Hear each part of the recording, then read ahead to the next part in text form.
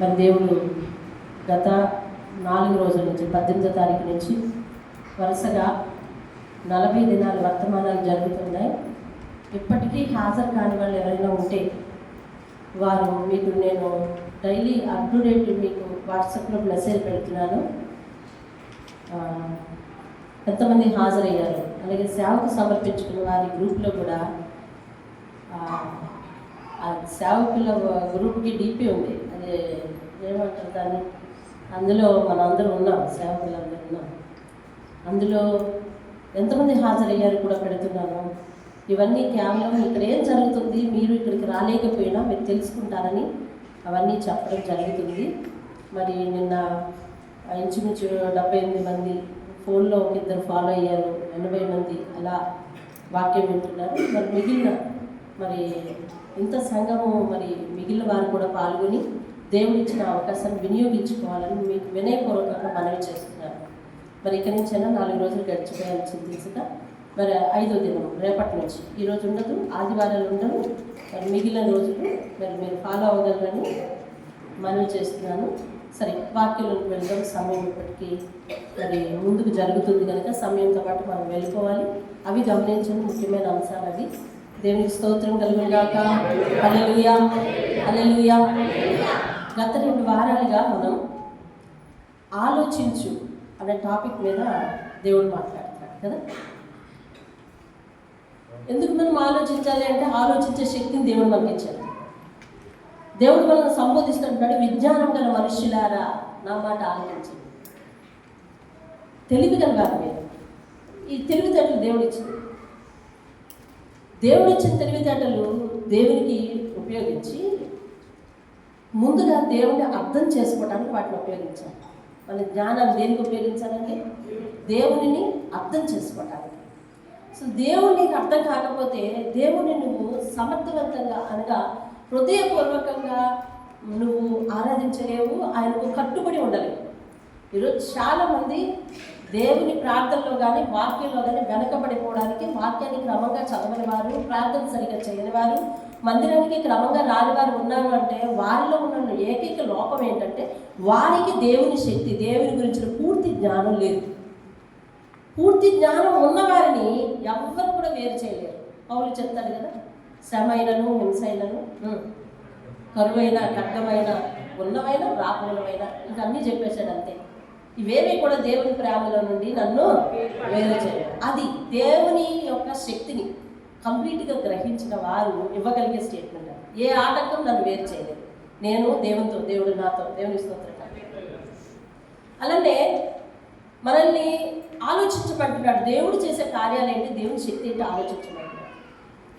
ముందటి వారం ధ్యానించం ఏంటది, బలులు అర్పించట కంటే ఆయన దగ్గరకు వచ్చే మాట వినుట, అందువలన ఆయనకు కలిగే సంతోషము చాలా ఎక్కువ కదా. ఆలోచించావా? ఏం ఆలోచించబడ్డాడు? ఇప్పుడు నువ్వు ఇచ్చే దాని మీద కాన్సన్ట్రేషన్ ఎక్కువ ఉంచుతున్నావా, లేకపోతే దేవుని దగ్గరికి వచ్చి మాట విని దాన్ని అనుసరించే దాని మీద కాన్సన్ట్రేషన్ ఎక్కువ ఉంచుతున్నావా? దేవుడు మనం మాట్లాడుతున్నాడు ఎలా తెలుసా, నరుడట దేవునికి ఇచ్చే దాంట్లో సమయం కంటే డబ్బే ఎక్కువ అంట. డబ్బు ఎక్కువ ఇవ్వగలుగుతున్నాడు కానీ సమయం ఎక్కువ ఇవ్వలేకపోతున్నాడు. ఆయనతో గడపడం చాలా ఖరీదైపోతుంది. డబ్బా పారేస్తా అంటున్నాడు, డబ్బా నేను ఇచ్చేస్తా అంటాడు. డబ్బులా ఎంత అవుతుంది, ఆ ఖర్చుతో నేను పెట్టుకుంటా అంటున్నాడు. ఇది సులువు అవుతుంది కానీ దేవునితో గడపడం చాలా కష్టం అయిపోతుంది. కాబట్టి దేవుడు మొదట ఆలోచించుకున్నాడు. ఆలోచించండి, బలులు అర్పించుట శ్రేష్టమా, చేరి వచ్చి మాట విని అనుసరించుట శ్రేష్టమా, లోబడుట శ్రేష్టమా, ఆలోచించు అని సమూయేలు అక్కడ పాత నిబంధనలో సౌలుతో అన్నమాట మనల్ని కూడా దేవుడు ఆలోచింపచేశాడు. రెండోది, కిందటి వారు ఆలోచించు, దేవుడు యథార్థవంతులను ఎక్కడైనా త్రోసివేసినా అంటున్నారు. యథార్థంగా జీవించడం కష్టమైపోతుంది మనిషికి. దేవుని దగ్గరికి రావడం కష్టం అవుతుంది మొదటి అంశం. వచ్చిన తర్వాత దేవుని మాట విని ఆ మాట ప్రకారం జీవించుటలో, ఆ మాట ప్రకారం నిలబడటంలో, దేవుని మాటని గెలిపించడంలో, తన ఇష్టాలను పక్కన పెట్టి వెనకబెట్టి దేవుని గెలిపించడంలో, దేవుని మాటను గెలిపించడంలో మరి చాలా కష్టమైపోతుంది. యథార్థంగా నిలవలేకపోతున్నారు, యథార్థంగా ఉండలేకపోతున్నారు, తమ యథార్థతను కాపాడుకోవాల్సిన పరిస్థితుల్లో యథార్థతను కాపాడుకోలేకపోతున్నారు. కాబట్టి దేవుడు అంటా ఉన్నాడు, నువ్వు యథార్థంగా ఉండడానికి అంత కష్టపడుతున్నావు కదా, యథార్థవంతుడు నేను ఎప్పుడైనా తోసేసానా, ఏం నీ ఇబ్బంది అడుగుతున్నాడు. ఆలోచించండి. దేవుని స్తోత్రం కానీ ఆ 2 వర్తమానాలు మీరు విన్నారు. మూడవది ఈరోజు మళ్ళీ ఆలోచించబడ్డారు. ఏమిటది?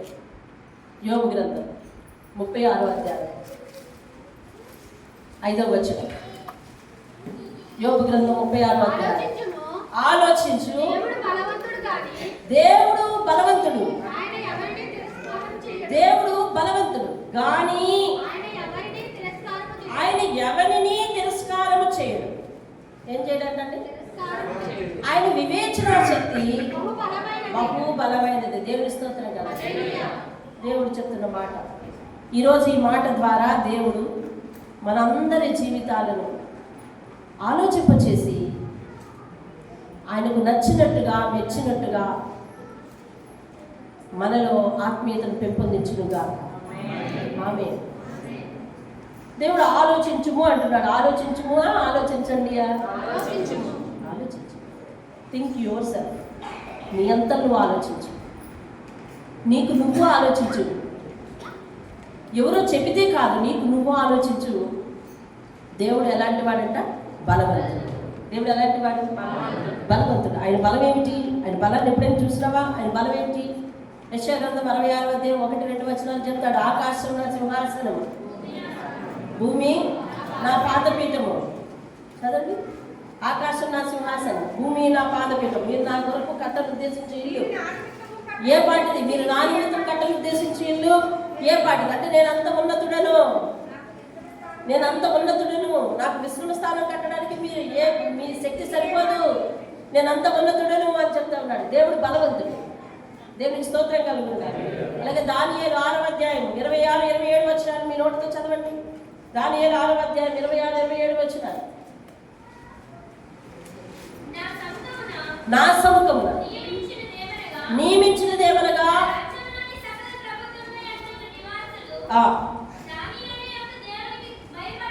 భయపడుచు ఆయన సముఖమున వణుకుచుండవలెను. అదిగో ఆయనే జీవము గల దేవుడు, ఆయన యుగ యుగములు ఉండువాడు. ఆయన రాజ్యం ఎలా ఉండదంట? నాశనకరము కానేరదు. ఆయన ఆధిపత్యము తుదమట్టుకు ఉండదు. దేవుని స్తోత్రం. ఆయన ఉనికి గురించి చెప్తున్నాడు, ఆయన రాజ్యం గురించి చెప్తున్నాడు, ఆయన శక్తి గురించి చెప్తున్నాడు. ఇంత బలవంతుడు. ఇవన్నీ కాదు, అంతవరకు నేను చదవలేదు అంటావా? ఆదికాండం 1వ అధ్యాయం ఏం చెప్తుంది? ఆయన లేకుండా ఏది కలగలేదని చెప్తుంది. దేవుని స్తోత్రం. అంటే ఆయన అన్నీ కలుగ చేయగలవాడు. దేని ద్వారా? నోటి మాట ద్వారా. అంత బలవంతుడు ఆయన. నోటి మాట ద్వారా ఆయన కలుగ చేయవాడు. అంత బలవంతుడు. సాధారణంగా బలంగా ఉన్న వ్యక్తికి తన బలమును బట్టి ఎదుటి వారిని తిరస్కరించే మనసు ఉంటుంది. మనుషులకైతే అవును కదా. బలం, నా బలాన్ని బట్టి నేను ఎవరిని లెక్క చేయను. నా బలాన్ని బట్టి నేను కఠినంగా ఉంటాను. నా బలాన్ని బట్టి ఆ మాత్రం ఈ మాత్రం చిన్న చిన్న సంగతులు, చిన్న చిన్న పరిస్థితులు నాకు అర్థం కావు. ఈ లోకంలో మనుషులు తమ బలాన్ని బట్టి, తమకున్న ఆధిపత్యాన్ని బట్టి, తమకున్న అధికారాన్ని బట్టి ఎలా ఉంటారు అని అంటే ఎదుటి వారిని లెక్క చేయని వారిగా, లేదా కఠినాత్ములుగా, లేదా తిరస్కరించేవారిగా ఉంటారు. కానీ దేవుడు ఎంత బలవంతుడు! ఈ లోకంలో ఉన్న ప్రతి ఒక్కరికంటే, సృష్టి కంటే, అందరికంటే బలవంతుడు. ఆయన రాజ్యం ఎలాంటిదంట? శాశ్వతం, యుగ యుగముల వరకు ఉండే రాజ్యం. ఆయన దేనికి అధిపతి? ఈ లోకానికి కాదు, పరలోకానికి కూడా ఆయన అధిపతి. ఆయన లేకుండా ఏది కలిగాయి? ఈ సృష్టిలో ఏది ఆయనది కాదు, ప్రతిదీ ఆయనది, సమస్తము ఆయనవి. ఇంత బలవంతుడు. సరే, ఆయన బలాన్ని దేనికి ఉపయోగిస్తున్నాడు? దేవుడు బలవంతుడు. మీరు యోబు గ్రంథంలో చదువుతున్నారు. దేవుడు బలవంతుడు కానీ ఆలోచించు, ఆయన ఎవరిని తిరస్కారము చేయడు. నువ్వు ఇక్కడ ఆలోచించవలసింది ఏమిటంటే, దేవుని బలము మన అవిధేయతలను, అతిక్రమములను చూసి మనల్ని శిక్షించటం లేదు. అది అర్థం చేసుకోవాలి. దేవుని శక్తి మన అవిధేయతలను, అతిక్రమములను చూసి బాధలకు గురి చేయటం లేదు. అంటే దేవుని బలాన్ని, దేవుని శక్తిని దేవుడు దేనికి విధంగా మార్పు చెందిస్తున్నాడు అని అంటే, కృపగా మార్పు చెంది ఎవరు వ్యతిరేకులుగా ఉన్నారో, ఎవరు తిరగబడే వారిగా ఉన్నారో, ఎవరు అవిధేయులుగా ఉన్నారో వారిని మంచి మనుషులుగా మార్చడానికి ఉపయోగిస్తున్నాడు. దేవుని స్తోత్రం. హల్లెలూయా. ఆలోచించు, నువ్వు దేవుని ఎరిగి ఎన్ని సంవత్సరాలు అయింది? అన్ని సంవత్సరాలు నమ్మకంగానే ఉన్నావా? ఏ తప్పు చేయలేదా? ఏ అబద్ధం ఆడలేదు? తప్పు అంటే మీరు పెద్దగా ఊహించండి, దానికి ఒక పెద్ద ఎరుపు రంగు రాయద్దు. ఏ అబద్ధం ఆడలేదా? దేవుని సన్నిధిని మానకూడదు, విశ్రాంతి దినాన్ని క్రమంగా పాటించాలి, ఇది ఆజ్ఞ. ఈ ఆజ్ఞను మీరు ఎన్నిసార్లు మీరిపోయారు? అయితే ఆయన బలవంతుడు కదా, నువ్వు ఎక్కడుంటే అక్కడ ఆయన హస్తాన్ని పంపించి నిన్ను మొత్తాలిగా, లేకపోతే నిన్ను శిక్షించాలి కదా, లేకపోతే నిన్ను దండించాలి కదా. ఏనాడైనా దేవుడు అట్లా చేశాడా? మారు మనసు పొంది నువ్వు మళ్ళీ సన్నిధికి కట్టుబడేటట్టు నీ జీవితంలో అనేక మార్పులు తెప్పించి ఆయన నిన్ను కరుణించి ఏ ఆపద ఏ నష్టము రాకుండా చేసి నిన్ను తన చేతుల మీద అరచేతుల మీద చెక్కుకొని నిన్ను ఇక్కడికి తీసుకుని వచ్చాడు. దేవుని స్తోత్రం. మనలో చాలా మంది దేవుడు తెలిసి కూడా దూరం అయిపోతాయి, లేదా దేవుని తెలియక అనేక పాపాలకు బానిసైపోతాయి, అనేక వ్యసనాలకు బానిసైపోతాయి. దేవుడు వాటిని బట్టి మనల్ని శిక్షించాడా? చాలా మందికి ఉయ్యాల్లో వేసినప్పుడు పేరు పెట్టేశారు. ఏమని? యేసు ప్రభు పేరు పెట్టేశారు. కానీ వాళ్ళు పెరిగి పెద్దలైన వారైన తర్వాత బహు దుండగులు దుర్మార్గులు అయిపోయినారు. అయితే దేవుడు వాళ్ళు ఏం చేశాడు? నాశనం చేశాడా? లేదు, మారు మనసు తెప్పించాడు. దేవుని స్తోత్రం కలుగుతున్నాడు. అంటే దేవుడు ఆయన బలాన్ని దేనికి ఉపయోగిస్తున్నాడు? మనలో పరివర్తన తీసుకురావడానికి ఉపయోగిస్తున్నాడు. దేవుని స్తోత్రం. ఆలోచించు, ఆయన చెయ్యాలి అనుకుంటే నిమిషం పట్టదు. ఆయన నిన్ను దండించాలనుకుంటే నిమిషం పట్టదు, నిన్ను శిక్షించాలనుకుంటే నిమిషం పట్టదు. మన మీద తన బల ప్రతాపాన్ని చూపించాలి అని అంటే చెప్పండి, నిమిషం పట్టదు. దేవుని మాటను ఆలపిస్తున్నాము, దేవుని మాటను వింటున్నాము, అలా జీవించాల్సిన జీవితాన్ని సమాజంలోకి తీసుకెళ్లి భ్రష్టు పట్టిస్తున్నాము. మనలో విన్న వాక్యం వేరు, ప్రవర్తించే తీరు వేరు. ఇలాంటి సందర్భాల్లో దేవుడు ఆలకించటం లేదా ఆ మాటలు వింటున్నాడు, దేవుడు చూడటం లేదా ఆ ప్రవర్తన చూస్తున్నాడు. అయినా నిన్నెందుకు మొత్తట్లేదు, నిన్నెందుకు నాశనం చేయట్లేదు, నన్నెందుకు నాశనం చేయట్లేదు అని అంటే ఆయన బలము మనల్ని నాశనం చేయడానికి కాదు, మన బ్రతుకులను మార్చడానికి. ఆయన బలం దేనికి ఉపయోగిస్తున్నాడండి? మన బ్రతుకులను మార్చడానికి, మన బ్రతుకులను మార్చడానికి. ఆలోచించు, దేవుడు బలవంతుడు కదా, కానీ ఏం చెప్తున్నాడు? ఆయన ఎవరినైనా తృణీకరించాడా? ఆయన ఎవరినో అన్నాడా? తిరస్కరించాడా? ఎవరినైనా త్రోసివేశాడా? ఆయన పక్షమున నిలబడి ఆయనే ఆధారమని నమ్ముకున్న వారి మీద ఎవరైనా వస్తే మాత్రం ఊరుకోలేదు. అవునా కాదా చెప్పండి? అవును. తన నమ్మిన ప్రజల మీద ఎవరైనా శత్రు దేశం వాళ్ళు వచ్చారనుకోండి, వాళ్ళు ఏం చేశాడు? మట్టి పెట్టించాడు, ఓటమి వాళ్ళకి ఇచ్చాడు. కానీ ఆయన పేరు పెట్టుకుని జీవించే నీకు కానీ, ఆయన పేరు పెట్టుకుని జీవించే ఇశ్రాయేలు ప్రజలకు ఆయన ఏనాడైనా నష్టం చేశాడా? చేయలేదు. అరణ్యంలో వారు ప్రయాణించినప్పుడు వారు చాలా సడుకున్నారు, దేవుడు వారి అవసరాలను తీర్చాడు. కానీ వారి మొండితనం ఎక్కువైపోయేసరికి అప్పుడు అరణ్యంలో వారి అవిధేయతలో వారు రాలిపోయారు. నిబంధన వారి జీవితంలో నెరవేర్చడానికే ప్రయత్నించాడు దేవుడు. దేవుడి సహనాన్ని వారు పరీక్షించారు, కాబట్టి చివరికి చావు తెచ్చుకున్నారు. ఒక దావీదు విషయం చూసుకోండి. 2వ సమూయేలు గ్రంథంలో దావీదు కనిపిస్తుంటాడు 12వ అధ్యాయంలో. ఆయన అక్కడ ఘోరమైన పాపం చేశాడు. దావీదు బాల్యం నుంచి దేవుని దగ్గర భయభక్తులు కలిగిన వాడు, దేవుని యందు బహు శ్రద్ధ కలిగిన వాడు. ఆయన నోట దేవుని నామం తప్ప మరేది ఉండదు. ఎల్లప్పుడూ స్తుతి కీర్తనలు పాడుతూ ఉంటాడు. ఆయన దేవుని అర్థం చేసుకుంటూ ఆయన ఎలా వర్ణించాలా అని ఆలోచిస్తూ ఉంటాడు. ఆయన యొక్క కీర్తనలు, ఆయన దేవుని వర్ణించిన తీరు, ఆయన దేవుని దగ్గర అనుభవించిన ఆ అనుభవాలు ఎన్నో కూడా కీర్తనలు మన బైబిల్ గ్రంథంలో దేవుడు ముద్రింపచేశాడు. దావీదు కీర్తనలకు అత్యధికమైన పెద్దపీట వేశాడు. కారణం ఏంటో తెలుసా?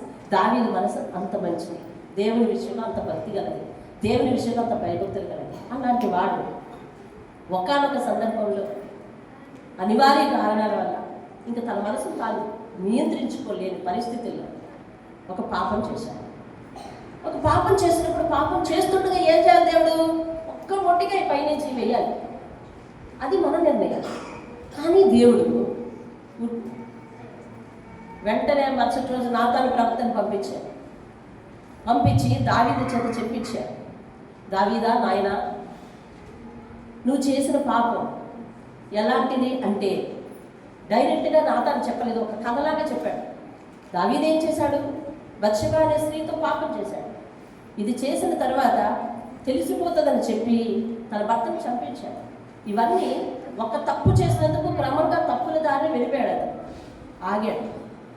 ఇప్పుడు నాతాను ప్రవక్తని దేవుడు పంపించి నాయనా, ఒక అమాయకుడికి ఒక గొర్రెపిల్ల ఉంది. ఆ గొర్రెపిల్లని ఒక ధనవంతుడు, ఒక పేరు మోసినవాడు, బలిష్ఠుడు తీసేసుకున్నాడు, చంపించేశాడు. ఏం చేయాలంటావు అతనికి అని అంటే, అమ్మమ్మమ్మ అది నేరం కదా, దానికి 4 రెట్లు 4 గొర్రె పిల్లలు ఇవ్వాలి. అవునా? అతను నీ దృష్టి పాపం చేసేవాడు అనిపిస్తుందా దావీదా అంటే అనిపిస్తుంది. అతను పాపి. అయితే ఆ పాప ఎవరో కాదు, నువ్వే. ఉరియాను చంపించావు నువ్వు కాదా అని అడిగితే దావీదు నిశ్చేష్టుడైపోయాడు. అవును కదా, నా అంతరంగంలో పరిశోధించు దేవుడని నేనే వర్ణించాను కదా, నా హృదయ లోతుల్లోని భాషను తెలుసుకొనగలిగి నా వ్యాధులను నా బాధలను తీర్చగలిగిన దేవుడని నేనే కదా వర్ణించాను. నా హృదయంలో పుట్టిన ఈ పాపాన్ని దేవుడు గ్రహించలేడని ఎలా అనుకున్నాను అని ఆలోచించాడు. అప్పుడు అనుకున్నాడు, నిజంగా దేవుడు బలవంతుడు కదా. ఇప్పుడు దావీదుని వెంటనే చంపేశాడా? లేదు. చావుకి చావు ప్రతి చావు ఇచ్చాడా? లేదు. దావీదు నాశనం అయిపోయేటట్టు, ఆయన రాజ్యం పోయేటట్టు చేశాడా? లేదు. తను చేసిన తప్పుకు శిక్ష ఇచ్చాడు కానీ దావీదును మరణింప చేయలేదు. మరలా మారు మనసు పొంది తిరిగి దేవుని తట్టు రావడానికి సహాయం చేశాడు. దేవుని దగ్గర సాగిలి పడేటట్టు చేశాడు. జరిగిన తప్పుకు నష్టం చెల్లించేటట్టు చేశాడు. తన తప్పును తెలుసుకునేటట్టు చేశాడు. దేవుని దగ్గర సాగిలి పడేటట్టు చేశాడు. ఏదీ పోగొట్టుకోకుండా తన ఆత్మీయతను వల్ల తిరిగి సంపాదించుకునేటట్టు చేశాడు. ఎంత పని ఎందుకు చేయాలి దేవుడు? నేను ఎన్నో ఇచ్చాను కదా నీకు. ఒకసారి అనుకుంటాడు కదా, 1 సమయాలు 17వ అధ్యాయంలో అంటాడు, నిన్ను గొర్రెల దొడ్డి దగ్గర నుంచి తీసి నేను మహారాజుని చేశాను అంటాడు కదా. అంటే నీకు జీవితంలో నేను లేనివిచ్చినందుకు నువ్వు నాకు కృతజ్ఞత కలిగి లేవు కదా, ఇంక నీ పని సఫా, ఇక నిన్ను ఇక్కడి నుంచి తీసేయడమే మంచిదని చెప్పి దేవుని బలాన్ని ఉపయోగించి మరణింప చేయాలి కదా. ఆలోచించు, దావీదుకి చేశాడా లేదా ఆలోచించావు కదా. నీ విషయానికి ఆలోచించు.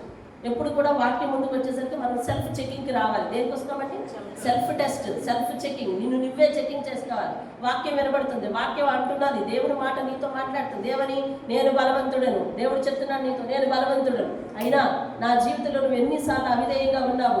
ఇదిగో పవిత్రమైన రొట్టె తీసుకుంటూ కూడా మన నోటిని అపవిత్రం చేసుకున్న అనేక మంది విశ్వాసులు అనేక సంఘాల్లో ఉన్నారు.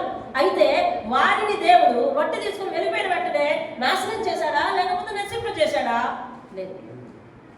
రొట్టెను అవిధేయంగా తీసుకున్న వారికి ఏంటనుంది? శిక్షణ ఉందా లేకపోతే మేలనుందా? శిక్షనే ఉంది. ఇదిగో ఎవరు దీనిని నా శరీరం అని నా మాంసమని వివేచింపక తిని తాగుతారో వారు శిక్షా విధికి శిక్షిస్తానన్నాడా మెచ్చుకుంటానన్నాడా? మరే శిక్షింపబడలేదు నువ్వు అంటే పాపాన్ని కొనసాగించమనా? నువ్వు ఎలా చేసినా పర్వాలేదనా? దేవుడు గద్దెంపక ఊరుకుంటే దేవుడికి బలం లేదనా? దేవుడు నేనేమి అనుకున్నా బుజ్జగిస్తుంటే నీకు కావలసిన ప్రతి సందర్భంలోనూ ప్రతి ఏరియాలో నుంచి నీకు రక్షణ కల్పించి ఏ నష్టం జరగకుండా కాపాడుతుంటే మధ్యలో ఉండి ఆలోచించాల్సింది ఎవరు? నువ్వే కదా. నిజం, నేను నమ్మిన దేవుడికి ఎంత బలం ఉంది. అసలు నేను నమ్మిన దేవుడు ఎంతటి వాడి ఆయన చేతి కింద ఏమేమి ఉన్నాయి? సార్వభౌమాధికారం ఉంది. భూమి మీద ఉన్నది ఏది ఆయన వలన, ఆయన లేకుండా కలగలేదు కదా.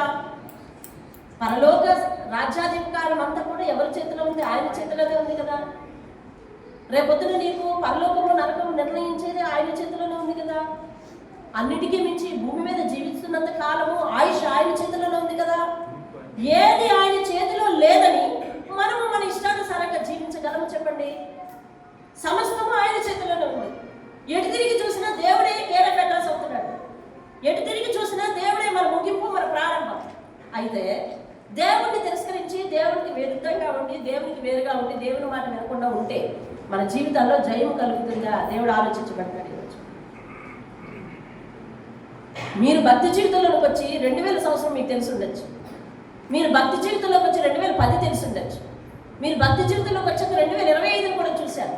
2026లోకి వచ్చారు. What next? 2027 ఎప్పుడు ఒకేలాగా ఉంటామా? సంవత్సరాలు మారుతున్న కొలది నువ్వు ప్యూరిఫై కాలేదా? మన పాత్ర, మన హృదయం అనే పాత్ర దేవుని ఎదుటి యథార్థంగా కడగబడలేదా? మార్పు లేని మనిషిగా రోజుల తరబడి అలాగనే వస్తున్నామా? అలాగే వస్తున్నాం, అలాగే కూర్చుంటాం, అలాగే వింటున్నాం, అలాగే విన్నది వదిలేస్తున్నాం, అలాగే వెళ్ళిపోతున్నాం. అయితే దేవుడు బలవంతుడు కాడా నీ దృష్టిలో? ఆలోచించమంటున్నాడు. దేవుడిస్తారు ఈ ప్రశ్నలన్నీ దేవుడు మన హృదయానికి వేస్తున్నాడు. నేను బలవంతుడిని అయ్యుండి కూడా నీకు కృప చూపిస్తున్నాను. దేవుడిస్తారు ఆయన భాషకు అర్థమని. నేను బలవంతుడిని అయ్యుండి కూడా నీ మీద దయ చూపిస్తున్నాను. వాక్యం వినండి, వాక్యం వినండి, వాక్యం వినండి. ఇప్పుడు ఇంకా సల్ఫం జరిగేసేది ఏం లేదు. వాక్యమే, వాక్యం వినాలి. ఈ వాక్యం మీద శుద్ధి పెట్టాలి. ఇప్పుడు సల్ఫం జరిగేసేది ఏముంది? ఇంకా సెల్ ఫోన్లో ఇప్పుడు బైబిల్ చదవదు. కొద్ది రోజుల తర్వాత బైబిల్ చేతితో పట్టుకునే రోజులు కనుమరుగైపోతాయి. అవును కదా అయ్యారు అవునా? కొన్ని రోజుల తర్వాత బైబిల్ చేతితో పట్టుకునే రోజులు మన ఎదురుకుండా ఉంటాయి. ఆనాడు మనందరం కూడా మరలా ఆది అపోస్తలులాగా రహస్యంగా ఆయన ఆరాధించాలి. అప్పుడు బైబిల్ చేతితో పట్టుకొని వెళ్ళడానికి లేదు. ఆరాధించడం ముఖ్యం కాబట్టి ఆరాధించడానికి వెళ్ళిపోతాం. ఆ రోజు మన బైబిల్ మనం కూడా తీసుకురావడం కాదు. ఈరోజు మన కష్టాలతో వెచ్చించి బైబిల్ కొనుక్కోవాలి. బైబిల్లో చదవాలి. సరే నీకు బైబిల్ లేదు కదా, పక్కన దాంట్లో డోంట్ యూస్ సెల్ ఫోన్స్. అంటే అది ఈ తరం కాదు.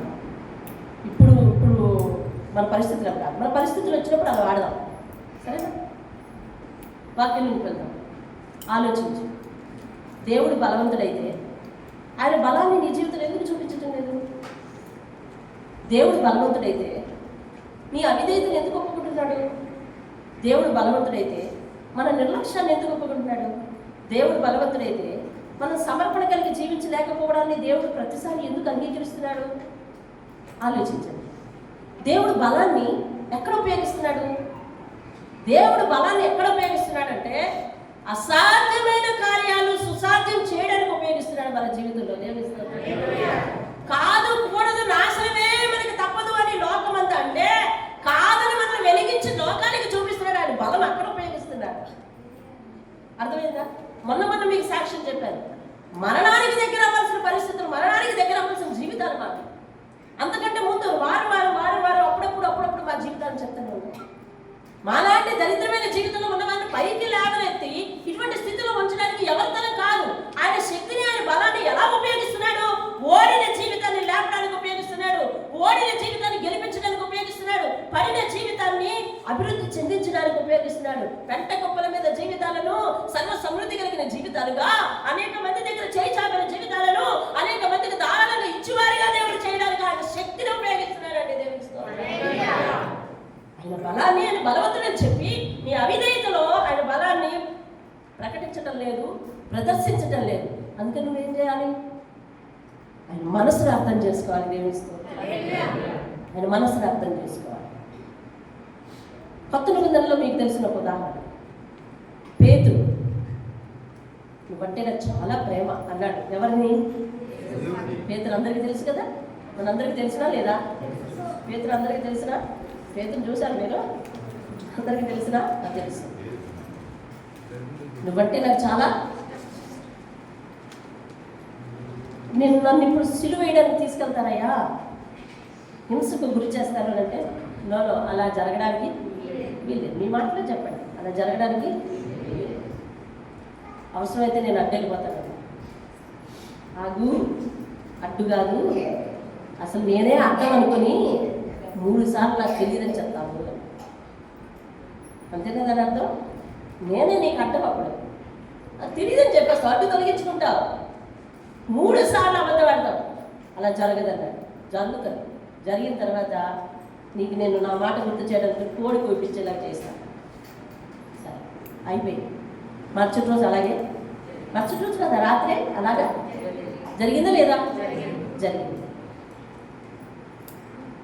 పేతురు విషయంలో దేవుడు తీర్చుకున్న కక్ష మీరు ఎక్కడ చదివారు చెప్పండి? చెప్పండి. ఎవరి బైబిల్లో ఉందా? పేతురు వంటి నమ్మకంగా మాట్లాడిన ఒక నమ్మకస్తుడు నమ్మక ద్రోహి అయిన తర్వాత తన జీవితంలో దేవుడు తీర్చుకున్న కక్ష చెప్పండి ఎవరైనా? లేదు. యోహాను 21వ అధ్యాయం చదివితే ఆయన మరణించిన తర్వాత తిరిగి లేచి వచ్చి పేతురు వల వేసుకుంటుంటే వచ్చి కనిపించి మాట్లాడి మళ్ళీ అదే ప్రశ్న, పేతురు నువ్వు నన్ను ప్రేమిస్తున్నావా అని. అదేంటి అప్పుడు నేను ప్రేమిస్తున్నానంటే ఒప్పుకోలేదు. అవునా? మీరు లేఖనాలు చదవండి, వాక్యం చదవాలి. వాక్యం చదివితే వాక్యంలోని దేవుని శక్తి మనలోకి వస్తుందండి. వాక్యం చదవడం వల్ల దేవుని వాక్యం బైబిల్ చదివితే ఒక ప్రత్యేకత ఏంటంటే, మీరు రచయితల పుస్తకాలు, ఇతర పుస్తకాలు, జ్ఞానానికి సంబంధించిన ప్రతి పుస్తకాలు చదివితే మీలోనికి జ్ఞానం వెళ్తుంది, దట్స్ ఇట్. మీలోనికి ఇన్ఫర్మేషన్ వెళ్తుంది, దట్స్ ఇట్. కానీ బైబిల్ చదివితే దేవుని శక్తి లోపలికి వెళ్తుంది. దేవుని దాన్ని ఆస్వాదించుతూ చదవాలి. దేవుని శక్తి లోపలికి వెళ్తుంది. ఎందుకంటే దేవుని వాక్కుకు కలగజేసే శక్తి ఉంది, సమకూర్చే శక్తి ఉంది, ఏర్పాటు చేసే శక్తి ఉంది. అది శక్తివంతమైన ఒక దేవుడు. వాక్యమే దేవుడు కదా. అందుకని నువ్వు వాక్యాన్ని చదువుతున్నావు అని అంటే దేవుడిని చదువుతున్నావు అన్నమాట. వాక్యం లోపలికి వెళ్తుందంటే దేవుడు వెళ్తున్నాడు, దేవుని స్తోత్రం. ఆయన బలం వెళ్తుంది, ఆయన శక్తి వెళ్తుంది, దేవుని స్తోత్రం కలుగుతాడు. అటువంటి వాక్యాన్ని నిర్లక్ష్యం చేయకూడదు ఎవరు కూడా. యోహాను సువార్తలో చివరి అధ్యాయంలో పేతురుకి దేవుడు దర్శించాడు. వాళ్ళేమో పాపం వల వేసుకుని నానా పాటలు పడుతున్నారు, రాత్రి అంతా వేటాడాం కానీ ఏం దొరకలేదయ్యా అంటే, అడగాదు ఇటయ్యు అని చెప్పాడు. మేము రాత్రంతా శ్రమపడ్డాం అంటే గుర్తించలేదు దేవుని, యేసుని గుర్తించలేదు. రాత్రంతా శ్రమపడ్డాం రా, వాళ్ళు ఎవరో చెప్తే మళ్ళీ వేసేస్తామంటే లేదు వెయ్యి అంటే వేసాడు. వేస్తే ఇంకంతే లాగలేకపోతున్నారు. ఆయన మాట వినగానే జరిగిన మేలు. అప్పుడు ఏంటి ఇలా జరిగింది? అప్పుడు చూస్తే ఆయన నిజస్వరూపం కనిపించింది పేతురుకి. వెంటనే అయ్యా నేను నిన్ను గ్రహించలేకపోయాను అని చెప్పి, మరి వేటాడేటప్పుడు మరి ఫుల్ డ్రెస్తో ఉండరు కాబట్టి దేవుని మీద గౌరవంతో, అయ్యో నేను ఫుల్ డ్రెస్తో లేదని చెప్పి చూపించాను. అప్పుడు మళ్ళీ పేతురుని పిలిచి మాట్లాడుతున్నాడు దేవుడు. ఏమని తెలుసా? పేతురు ఎలాగమ్మా ప్రేమిస్తున్నావా పేతురు అని అంటే, అవును ప్రభు. ఎందుకు పేతుర్ని అడిగాడు ఆ విషయం అంటే, ఎందుకు పేతుర్ని అడిగాడంటే ఈ విషయం, ఒకటి కింద రోజు ఏం చేస్తున్నాడు, 3 రోజుల క్రితం ఏం చేస్తున్నాడు, రాత్రి నువ్వు శిక్షకి వెళ్తానంటే నేనే వెళ్ళిపోతాను, ఆగిపో నువ్వు అన్నాడు. అందుకోసము రెండవది మేమెన్నడూ కూడా మరణించే వరకు నీతోనే ఉంటామని చెప్పిన శిష్యులు యేసు లేకపోగానే యేసుతో కలిసి తిరిగి చేసిన అనేక అద్భుతాలు, యేసుతో కలిసి ఉన్నప్పుడు చూసిన అనేక అద్భుతాలకు అన్నిటికీ షట్టర్ వేసేసి, ఇదిగో నేను వేటాడుకోవడానికి వెళ్ళిపోతున్నాను, మీలో ఎవరు వస్తే అని రండి అని ముందు అడిగేసినోడు మన పేతురే. ఎవరు వేశారని ముందడుగు? ఇంకా అయిపోయింది మనకి. అన్ని అద్భుతాలు చేశాడంటే దేవుని కుమారుడని ఎవరు గుర్తించలేదు? అందుకే ఈయన వెనకాతల బహు ఘోర పాపి అయినా పౌరుగా మార్చి ఆయనకి ఇచ్చేటటువంటి ధన్యత, ఎక్కువ పత్రికలు రాసి ఎక్కువ సువార్త చేసేటటువంటి ధన్యత. వీళ్ళు గుర్తించలేదు. దేవుని గుర్తించకపోతే నీలో ఎంతో కొంత డ్రాబ్యాక్ అయిపోతుంది. ఆశీర్వదింపబడవాలంటే ఆశీర్వదింపబడతాం. శిష్యులు పరలోకం లేదా? ఉంది. హతసాక్షులు అయ్యారు, ఉంది. కానీ దేవునికి నువ్వు తిరిగి చేసే దాంట్లో ఎంతో కొంత డ్రాబ్యాక్ ఉండిపోతుంది. నువ్వు దేవుని యొక్క శక్తిని గుర్తించకపోతే, అయ్యో నేను ఎక్కువ చేయలేకపోయినా అనే లోటు ఉంటుంది. నా సొంత ఆలోచన, పౌలు వలే మేము చేయలేకపోయామే అని అందరూ పశ్చాత్తాపడి ఉంటారు. మా వెనకొచ్చినాడు, మా వెనకొచ్చినాడు, వీడంటే దేశమంతరికి అల్లు, మేమంటే ఎవరు భయపడరు, కానీ వీడు దేవుని కార్యాలు చేస్తున్నాడు అని అనుకుంటుంది. ఖచ్చితంగా ఈ ఆలోచన మనిషి అన్నోడికి వస్తున్నారా అని చెప్పండి. బైబిల్ ప్రస్తావించలేదు కాబట్టి నేను దాన్ని వాక్యపూర్వకంగా మిమ్మల్ని చూపించలేదు. ఒక మనిషిగా ఆలోచించు. మనకి వెనకాల వచ్చినాడు ఏం చేస్తున్నాడండి? ఒక అద్భుతమైన కార్యాలు చేస్తున్నాడు, బహు విస్తారంగా సువార్త ప్రకటిస్తున్నాడు. ఆ తర్వాత దేవుడు అతనికి ఇచ్చేసాడంటే, దేవుణ్ణి చూసిన వెంటనే గ్రహిస్తావా? వాక్యం వెంటనే ఆయన మహత్యాన్ని గ్రహిస్తావా? వాక్యం విన్నట్టు ఆయన మనసును గ్రహిస్తావా? వారం వారం వింటున్న వాక్యాల్లో వచ్చి ఆయన శక్తిని గ్రహిస్తావా? గ్రహించినంతగా నేను దీవించి తిరిగి సంతృప్తి కలిగిన భక్తి చేయడానికి నీకు వీలు కల్పిస్తాడు దేవుడు. వింటున్నావు, నిర్లిప్తంగా కూర్చుంటున్నావు, వెళ్ళిపోతున్నావు, నీ పని నీది, నీ టైం టేబుల్ నీది. దేవునికి తిరిగి ఇంత చేయలేకపోయానే అని పశ్చాత్తాపడే వయసు వచ్చిన తర్వాత తిరిగి చేయలేవు. యవనంగా ఉన్నావో, వయసులో ఉన్నావో, నీకున్న వయసును బట్టి నీకు శక్తి బాగానే ఉందో, దేవుని పని చేయాలన్నా, దేవుని పరిచయం చేయాలన్నా, దేవుని వెంబడించాలన్నా, ప్రతిరోజు వాక్యాన్ని మిస్ కాకుండా, ప్రతి కార్యక్రమాన్ని మిస్ కాకుండా ఆయన వెంబడించాలని ఇదే తోడు. నీలో శక్తి ఉడిగిపోతే నువ్వు దేవుని దగ్గరికి రాలేవు, చేయలేవు. నిన్ను మోయడానికి మళ్ళీ నువ్వు ఒక నలుగురు కావాలి. ఆశగా ఉంది చర్చికి వెళ్ళడానికి, తీసుకెళ్ళాలంటే నిన్నో నలుగురు మోయాలి. మేము వెళ్ళడానికి పడలేదు, నువ్వు ఇంటి కూర్చో నేను ఆవిడ యూట్యూబ్లో పెడుతున్నారు, తీసుకొచ్చి నీకు చూపిస్తామంట. అంతేనా? పరిచర్య చేయాల్సిన శక్తి వస్తే, పరిచర్య చేయాలని ఆశ పడితే, అది నేను కూడా చేపలు వేయాలన్నా నీ నోళ్ళే వంగట్లేదు, నువ్వేం చేపలు వేస్తావు? వంగుంటే నువ్వు లేకలేదు, నువ్వెందుకు? మేమందరం ఉన్నాం కదా, మీరు చెయ్యాలా అని పక్కన కూర్చోబెడతారు. అందుకని ఒక భక్తురాలు బాడీ ఏమని తెలిసిన, నాకు బలము ఉన్నంత వరకు చేరలేదు నీ సన్నిధి, బలమంతా పోయాక, బలమంతా పోయాక చేరాలని ఉంది నీ సన్నిధి. ఇప్పుడు ఎవరమ్మా నేను తీసుకెళ్ళేది?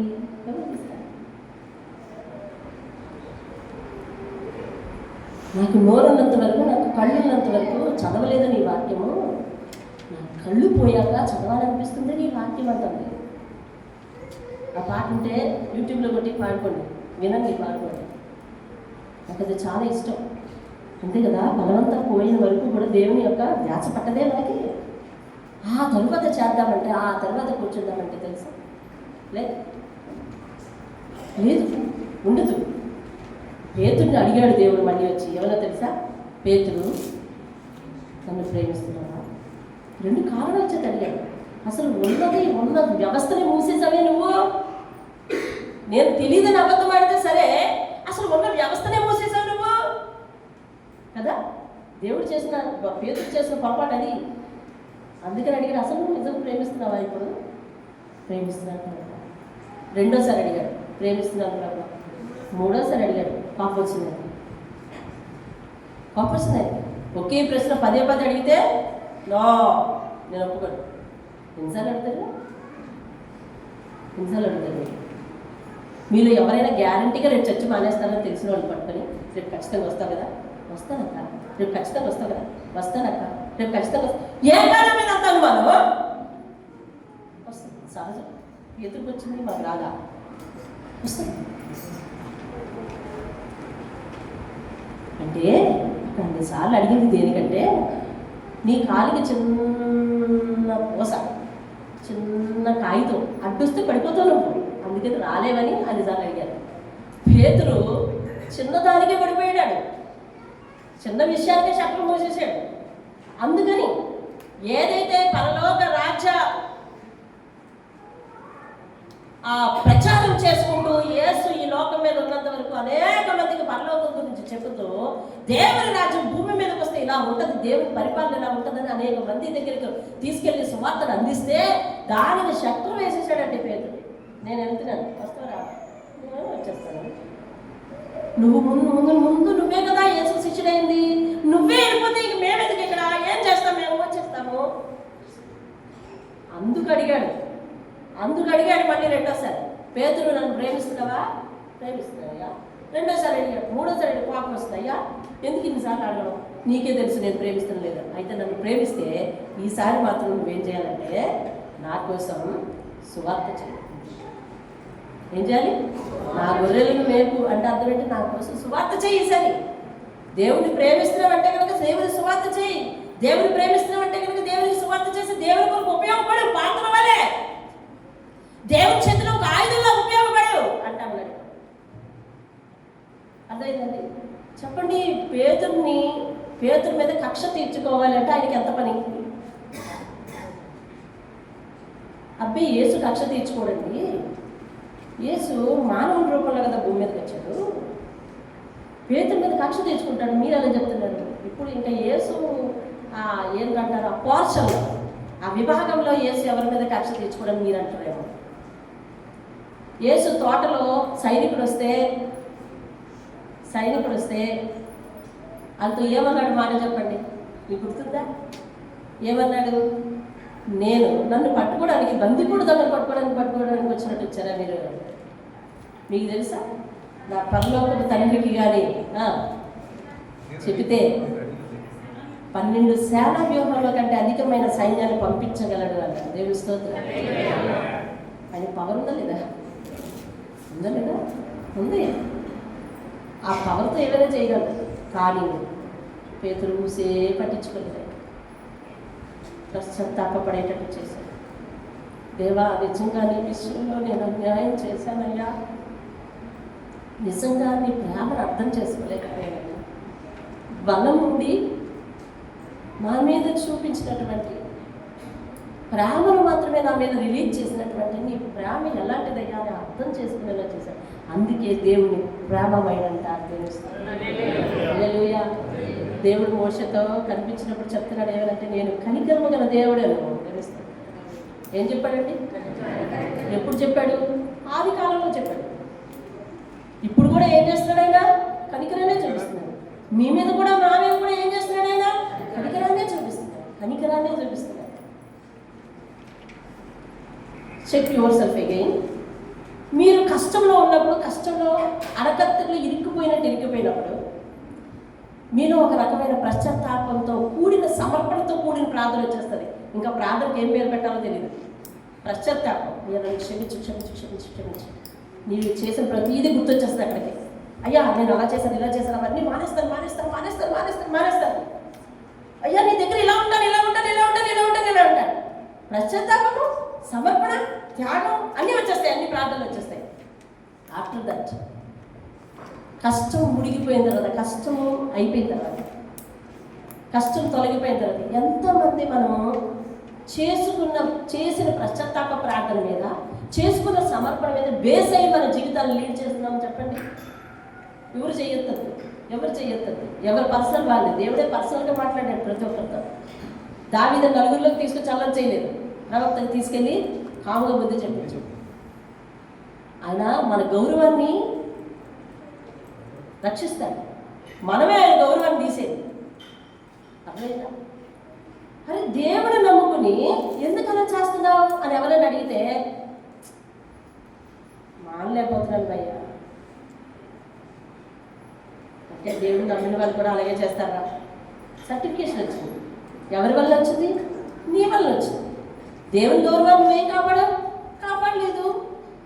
దేవుని గౌరవాన్ని నువ్వు తీస్తావు, కానీ దేవుడు నీ గౌరవాన్ని తీసేవాడు కాదు. మన గౌరవం ఆయనకి ప్రాధాన్యం. దేవుని స్తోత్రం కదా. అందుకనే ఎవరిలోనూ ఆయన్ని ఎవరిని శిక్షించినంత త్వరగా నీ గౌరవానికి ప్రాధాన్యం. అర్థమవుతుందా? పేతురుకి అడిగాడు, ప్రేమిస్తాను. అదే పేతురు తిరిగి రానున్న కాలంలో పశ్చాత్తాపడి అపోస్తలుడు అయిపోయి, యేసు శిష్యుడైన పేతురు అని రాసి ఉండదు. పేతురు రాసిన పత్రికలు మీరు చదవండి. అపోస్తలుడైన పేతురు. అపోస్తలుడు అవ్వాలంటే ఉన్నవన్నీ త్యజించుకోవాలి, ఇంకా వెనక్కి తిరిగి చూడకూడదు. మీరు చేసుకున్న సేవలో సమర్పణ కాదు. మీరు సేవకు సమర్పించుకున్నారు. కొంతమంది నచ్చితే వస్తారు, నచ్చుతున్నారు. మీకున్న ప్రతి అబ్స్టాకిల్, అనారోగ్యంతో సహా అన్నీ అందరూ ఇమిడింపజేసి వీలుంటే రాగలరు, వీలెక్కితే రాగలరు.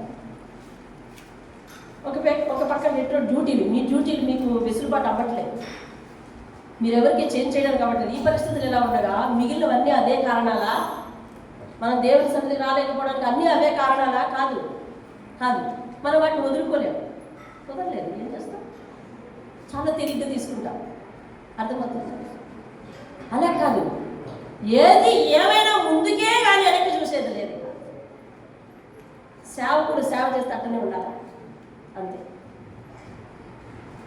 మొన్న నీకు సాక్ష్యం చెప్పాను, ఇంకెంతకంటే గడ్డు పరిస్థితి వస్తే నేనేం చేయగలను? నేను కూడా ఒక మనిషిని.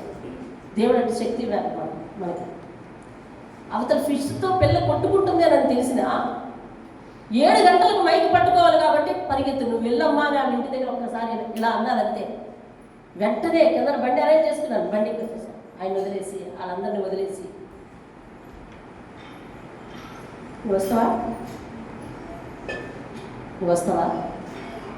అందుకని దేవుడు నాకేం చేశాడు, ఒక్క అరగంటలో పాటలు అయిపోయే లోపల నా మనవరాళ్ళే తీసుకొచ్చి ఇక్కడ పెట్టాడు. దేవుడికి స్తోత్రం. నా మనవరాళ్ళే తీసుకొచ్చి ఇక్కడ, అది ఆయన బలం, అది ఆయన శక్తి, అది ఆయనకి చేతనగలు, ఏమైనా చేయగల శక్తి ఆయనది. నువ్వు అలా ఉండు, నువ్వు అలా ఉంటే నీకు అలాగే దేవుడు చేస్తాడు, చేసే అవకాశం ఇస్తాడు. అపోస్తలులు అంటే ఇంక వెనకేం జరుగుతుందో వదిలేయాలి. మీకు ఒకసారి ఒక సన్నివేశం చేసి చెప్తాను. ఈరోజు నన్ను నేను పొగుడుకోవడానికి కాదు మీకు చెప్పేది. కాపురు మాదిరిగా ఉన్నప్పుడు కాపురు జీవితంలో ఎదురయ్యే సమస్యలు అలా వచ్చినప్పుడు కాపురు అధిగమించిందా, ఓడిపోయిందా, ఓడిపోయాడా, అధిగమించాడా, ఆ విషయాలు మీరు తెలుసుకొని మీ జీవితంలో అలాంటి సమస్యలు వచ్చినప్పుడు మీరు నిలబడాలి. అందుకనే కాపురు జీవితం సాక్ష్యంగా మీకు కావాలి. ఒకసారి మా ఇంటికి మా తోటికోడలు వచ్చారు, వాళ్ళన్నీ. ఆమెకి నేను సువార్త చేస్తున్నాను, టైం చూసుకోలేదు, వినాలి, టైం చూసుకోలేదు. 7 గంటలకల్లా నేను మా ఇంటి దగ్గరికి వెళ్ళాలి, టైం చూసుకోలేదు. ఆమె సువార్త చేస్తున్నాను, ఆమె ఏదో కుశల ప్రశ్నలు వేస్తుంది. ఇంకా మళ్ళీ ఇలాంటి సమయం రాదు, రేపు పొద్దున వెళ్ళిపోతానండి. టైం అయిపోయింది. వాళ్ళ పిల్లలకు భోజనం పెట్టలేదు. నేను ఇంకా వంట అయితే చేశాను కానీ పిల్లలకు భోజనం పెట్టలేదు. వాళ్ళకి వడ్డించాలి కదా, చుట్టాలు వడ్డించుకుంటారా, వడ్డించాలా? వడ్డించాలి. వాళ్ళకి ఇంకా భోజనం పెట్టలేదు. వాళ్ళు 7 గంటలకు భోజనం చేస్తారు, చపాతీలు తింటారు, 7 గంటలకు భోజనం చేస్తారు. ఈ లోపల ఒక్కసారిగా టైం చూసేసరికి 5:07, గుండె దడియలు పడిపోయింది. రండి మీకు అన్నం పెట్టేస్తాను, మీకు వడ్డించేస్తానని చెప్పేసి ఆ అమ్మాయికి ఒక మాట చెప్పాను, శ్రీలత నేను అన్నీ ఇక్కడ పెట్టేస్తాను, నేను వడ్డించేస్తాను, ఇంకా కావాల్సినవి మీరు వేసుకొని తినండి, నేను వెళ్ళిపోవాలి అనేసి ఇలా వంటగదిలో అడుగు పెట్టానండి. నా అడుగు ఎక్కడ పడిందో తెలుసా, నీళ్ళలో పడింది. ఏం జరిగిందని చూస్తే మోటార్లో నీళ్ళు అయిపోయినప్పుడు, ట్యాంకులో నీళ్ళు అయిపోయినప్పుడు నేను పైపు వదిలేసాను. ట్యాంకులో మోటార్ వేసానండి, కింద 4 గంటల మోటార్ వేసాను. పైపు నిండిపోయింది కదా, పైపు ఇప్పిస్తుంది కదా, నీళ్ళు వచ్చేసి షింకు అడ్డంగా చెత్త ఉంది, మొత్తం షింకు నిండిపోయింది. షింకు నిండిపోయి గట్టంతా నిండిపోయింది, గట్టు నిండిపోయి కింద పదార్థాలు తడిచిపోయి, కింద పదార్థాలు తడిచిపోయి వంటగది నిండిపోయింది, వంటగది నిండిపోయి హాల్లోకి వస్తుంది అనమాట. అంతవరకు నేను వీళ్ళకి సువార్త చేస్తూ ఇంచుమించు అరగంట పైన కూర్చున్నాను, నాకు టైం తెలియలేదండి. ఇప్పుడు నేను అవన్నీ శుభ్రం చేసుకుని వెళ్ళాలా, ఏం చేయాలి? లక్ష్మి చెప్పు, ఏం చేయాలి? ఏం చేయాలమ్మా? మీరేం చేయరా? ఆడవాళ్ళు అడిగితే అలా చూస్తారే. నువ్వు చెప్పినాను ఏం చేయాలి? తుడుచుకొని రావాలి కదండి, అంతే. అమ్మ మళ్ళీ ఆమెకి వెనక్కి తిరిగి చేసి 2 చేతులు దండం పెట్టేసి గడ్డం పట్టుకొని, అమ్మ ఇవన్నీ అలాగే ఉంచండి, పైకి కట్టేశాడు. అవి తీసుకొచ్చి ఇక్కడ హాల్లో కూర్చొని మీరు అంతా భోజనం చేశారు. నేను మళ్ళీ జస్ట్ ఒక అరగంటలో వచ్చేస్తాను అంతే. మన గంట కదా కార్యక్రమం, అరగంటలో వచ్చేస్తాను అన్నాను. స్వరూపాల ఇంట్లో పోలీస్ క్వార్టర్స్లో ప్రార్థన రోజు నాకు బాగా గుర్తుంది. ఇంకంతే. ఆ వంటకి తీసుకురావడానికి వెళ్ళినప్పుడు కాళ్ళకి ఇక్కడికి వచ్చేసి నా బట్టలు తడిచిపోయి తడి బట్టలతో వచ్చానండి అక్కడికి ప్రార్థనకి. నాకు ఇవాటికి తలుచుకుంటే ఆనందం వస్తుంది. గెలిస్తే ఆనందం వస్తుంది, గెలిస్తే ఆనందం వస్తుంది, అధిగమిస్తే ఆనందం వస్తుంది, అడ్డంకులు తోసేస్తే ఆనందం వస్తుంది, దేవుడిని తోసేస్తే విచారం వస్తుంది. ఆ విచారం కడవరకు ఉంటుంది. ఎందుకంటే టైంలో మళ్ళీ రిబ్యాక్ చేసుకోలేం కదా, టైంలో మళ్ళీ రిబ్యాక్ చేసుకోలేం కదా. అయ్యో అప్పుడు అలా చేసి ఉండాల్సిందంటే ఇంక చేయి దులుపుకోవడమే, ఇంక చేసేదేం లేదు, చేయి దులుపుకోవడమే. పేదల్ని మళ్ళీ తిరిగి నాయనా నీకోసం అపోస్తలుడిగా బతుకుతా, నీకోసం అపోస్తలుడిగా బతుకుతా, నీకోసం నేను శిక్ష అయినా పర్వాలేదు, జైలైనా పర్వాలేదు అని విస్తారమైన సేవ చేశాడండి. దేవునికి స్తోత్రం కలుగునుగా. ఎంతమందిని ముట్టాడో, ఎంతమందిని స్వస్థపరిచాడో. అసలు ఒక మనిషి ఒకరిని స్వస్థపరుస్తున్నాడంటే ఆ స్వస్థపరిచే ఆధిక్యత ఎవరిచ్చారు? ఎందుకు ఇచ్చాడు?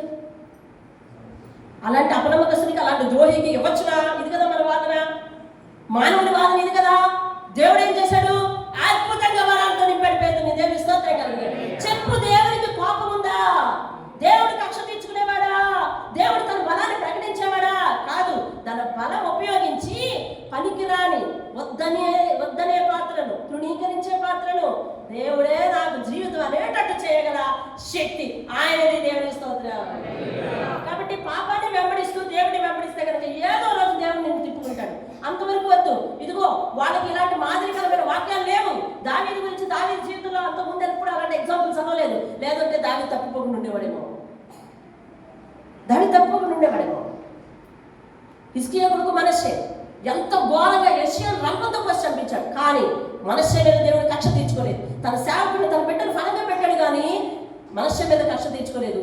ఏ మనష్షే అయితే ఘోరమైన పాపం చేశాడు, అదే మనష్షేని తర్వాత కాలంలో ఇతడే దేవుడిని నిరూపించుకునేటట్టు చేశాడు. దేవుని స్తోత్రం కలుగును. ఇదిగో నేను నిలబెట్టిన దేవుడికి మీరు నమస్కారం పెట్టరా? మా దేశంలో ఉంటారా? బానిసలుగా ఉన్న వాళ్ళకి మీకంత పొగరేంటి? కాబట్టి నేను నిలబెట్టిన విగ్రహానికి మీరు దండం పెట్టాలని శత్రుఘ్న మేషకు అబేద్నెగోని అగ్నిగుండంలో పడవేయడానికి సిద్ధపడితే ఆ రాజు నోటి చేతే దానియేలు 6వ అధ్యాయం, దానియేలు 3వ అధ్యాయంలో మీరు చదువుతారు. ఇదిగో సకల దేశములకు శత్రుఘ్న మేషకు అబేద్నెగోల దేవుడే దేవుడు. హల్లెలూయా. వాళ్ళ దేవుడే దేవుడండి, మన దేవుడు దేవుడు కాదు చెప్పాడు. అంతేనా? దానంతా ఇదిగో ఇక నుంచి మీరు అందరూ ఏం చేస్తారో తెలుసా? శత్రుఘ్న మేషకు అబేద్నెగోల దేవుడిని ఆరాధించారు. ఎవరైతే ఆ దేవుడిని ఆరాధించారో వాళ్ళ ఇల్లు పెట్టకుప్ప చేద్దాం తెలుసా అన్నాడు రాజు. అలాగే అన్నాడు. ఎవరు వ్యతిరేకులు? దేవునికి స్తోత్రం కలుగును. హల్లెలూయా. చరిత్రలో బైబిల్ ముద్రణాలయం ఫస్ట్ ఏర్పాటు చేసినప్పుడు బైబిల్ ముద్రణాలయం ఒక రాజు ఇల్లు. అతని పేరు కాన్స్టెంట్ పేరు ఉంటుంది, నేను మీకు చెప్తాను. అతని ఇల్లు, అతడు పుస్తకాలు రాస్తాడు. అతని రచనలు ఎంతోమందిని ప్రభావితం చేస్తాయి. అతని నైపుణ్యం అంతా, అతని మేధాశక్తి అంతా ఎందులో ఉపయోగిస్తాడో తెలుసా? దేవుడు అనేవాడు లేడు.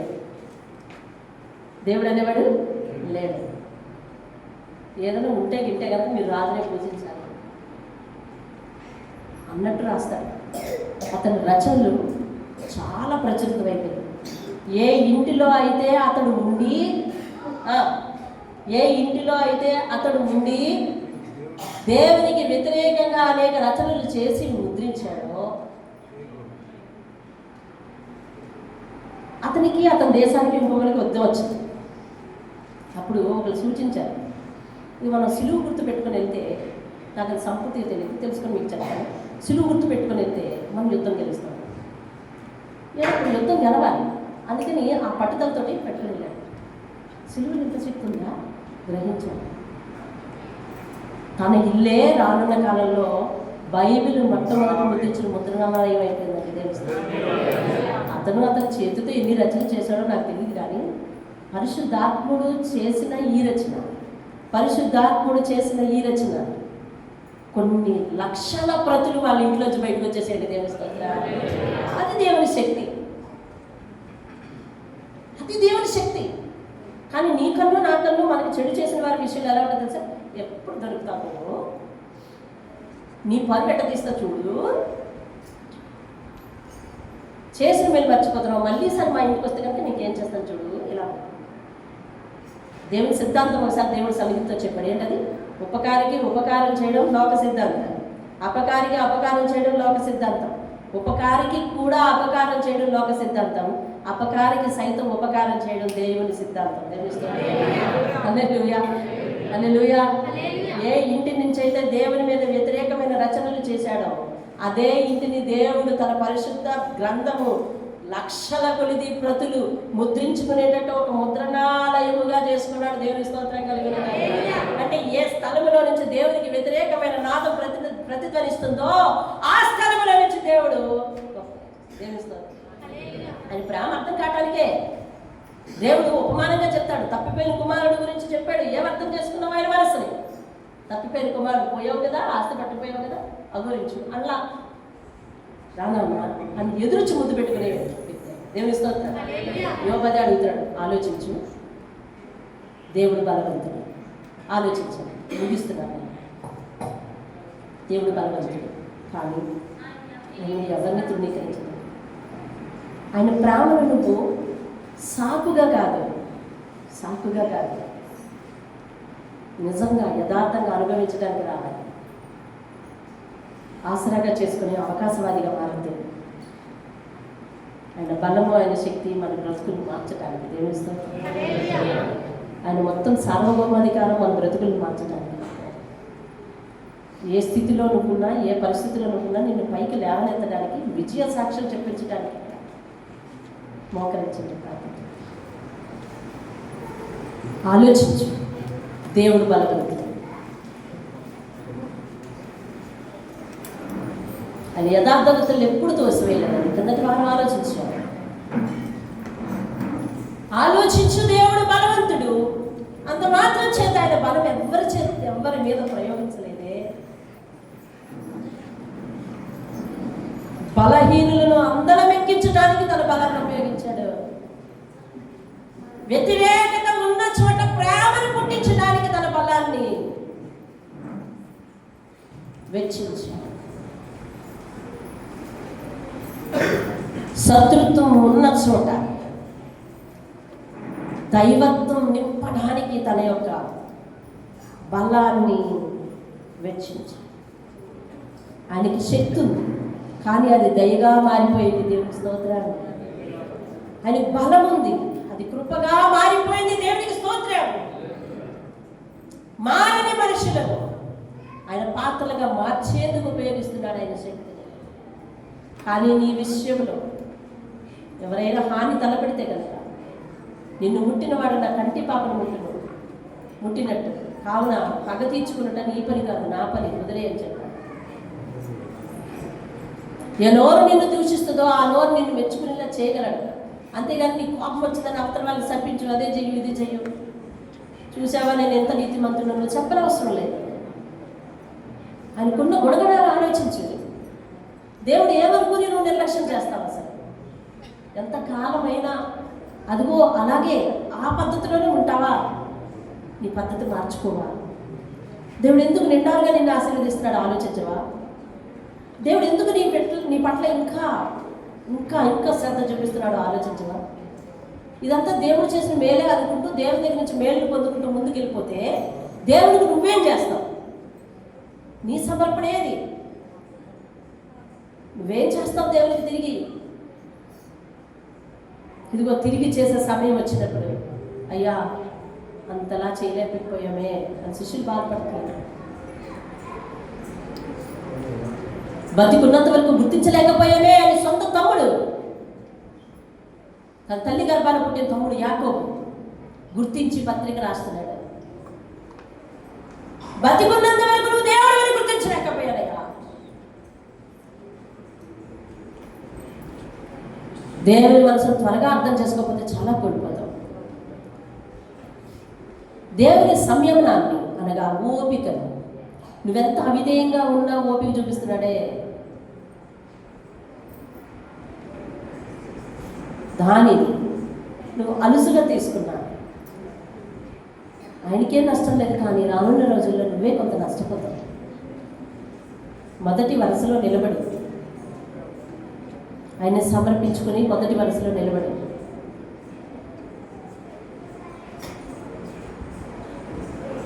నీ జీవితాన్ని, నీ సమయాన్ని, భక్తిని సమర్పించుకుని మొదటి వరుసలో నిలబడి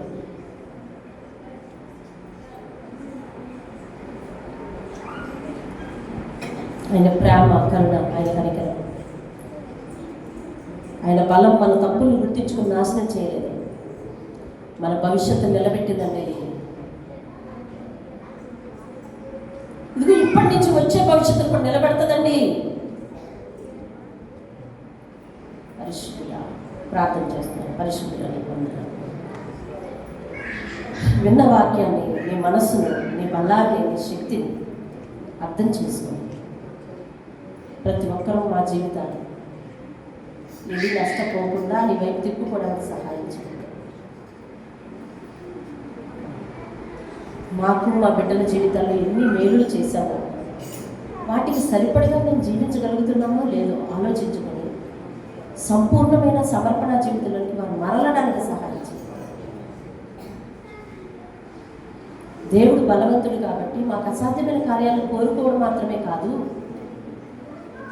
ఆయనకి విరుద్ధంగా జీవిస్తున్నా, ఆయన పట్టించుకోకుండా ఉంటున్నా, మా మీద ప్రేమ చూపిస్తున్నాడని అర్థం చేసుకున్నా నీ సన్నిధిలో వారి మనసులో సాగిలపరచుకోవడానికి, నా మనసును, నా కుటుంబం మనసును, సంఘ కుటుంబాల మనసులు, ఈ లోకం మీద ప్రతి ఒక్క సంఘాన్ని కూడా నీ పాదాల దగ్గర సాగిలపరచయ్యా. నీకు భయపడి కాదు, నీ ప్రేమను అర్థం చేసుకుని సాగిలపడడానికి సహాయం చేయాలి. నామానికి మహిమ తెచ్చుకోవచ్చు. ఈ వాక్యం వారి జీవితాలలో నూరింతలుగా ప్రతిఫలింప చేయాలి.